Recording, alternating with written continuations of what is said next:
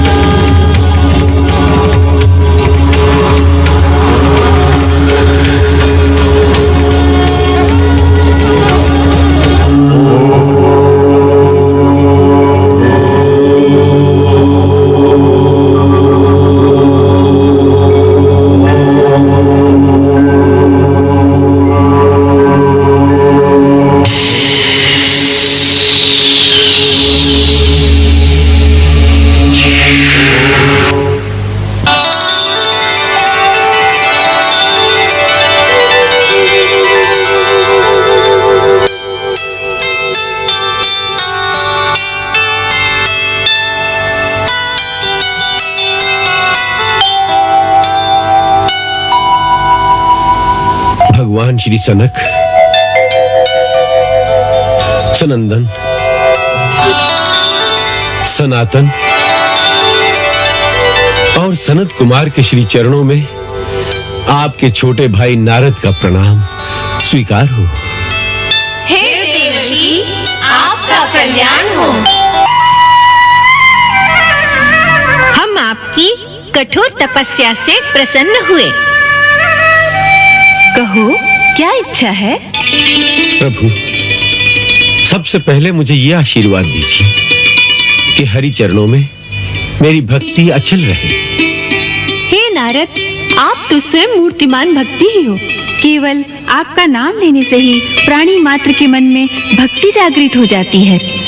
और यूं भी आप पर प्रभु की विशेष कृपा है, सो आपके हृदय में भक्ति का दीप सदा जागृत रहेगा और आप उसका प्रकाश तीनों लोकों में फैलाते रहोगे। और कोई इच्छा हो तो कहो। ऐसी घोर तपस्या द्वारा आपने हमें यहाँ किस लिए बुलाया है? प्रभु, यदि आप मुझ पर प्रसन्न हो तो एक छोटी सी याचना लेकर आया हूँ। कहो। प्रभु, हम पांचों के पिता श्री ब्रह्मा जी ने मुझे बताया है कि श्रीमद् भागवत की कथा मुझे आपके मुखारविंद से ही प्राप्त होगी। इसलिए यदि आप मुझे उसका अधिकारी समझे तो कृपया उस पतित पावनी कथा का दान मुझे दें।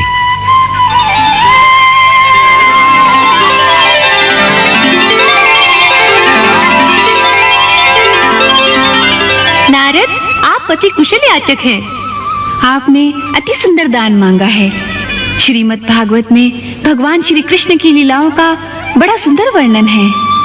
भागवत तीनों लोकों को पवित्र करने वाली गंगा के समान है। जो भी इसका श्रवण करता है वो इसमें डूब जाता है। नारद, भक्ति एक ऐसी नदी है जिसके ऊपर से तैरकर कोई दूसरे किनारे नहीं पहुंच सकता। जो इसकी धाराओं में डूब जाता है वही मोक्ष के दूसरे किनारे पहुंच पाता है। और आप जैसे सच्चे भक्त तो ऐसे भी हैं जो भक्ति के सागर में एक बार डूबने के पश्चात उससे बाहर निकलना ही नहीं चाहते। उन्हें मोक्ष रूपी किनारे की इच्छा भी नहीं रहती है, फिर भी भक्तों को लोक कल्याण की इच्छा रहती है। इसीलिए तो आपने संसारियों के कल्याण के लिए ही इस कथा को सुनाने की प्रार्थना की है। हे नारद, यत्फलं नास्ति तपसा न योगेन समाधिना तत्फलं लभते सम्यक् कलौकेशो कीर्तनात्। अर्थात सतयुग, त्रेता और द्वापर युग में जो फल कठिन तपस्या, योग और समाधि से भी नहीं मिलता, वो कलयुग में केवल हरि कीर्तन के द्वारा सहज ही प्राप्त हो सकता है। हे भक्तराज, इस बात को तो आप भी जानते हैं। हम ये भी जानते हैं कि आप भक्ति के दोनों पुत्रों ज्ञान और वैराग्य की सहायता के लिए हमारे पास आए हैं। उनकी सहायता केवल भागवत के द्वारा हो सकती है। श्रीमद् भागवत सुनते ही वो तीनों तरुण हो जाएंगे। इसलिए हे नारद, आप गंगा के किनारे हरिद्वार के निकट आनंद घाट पर भागवत कथा का अनुष्ठान करें। हम संसार के कल्याणार्थ वहां आपको ये कथा अवश्य सुनाएंगे।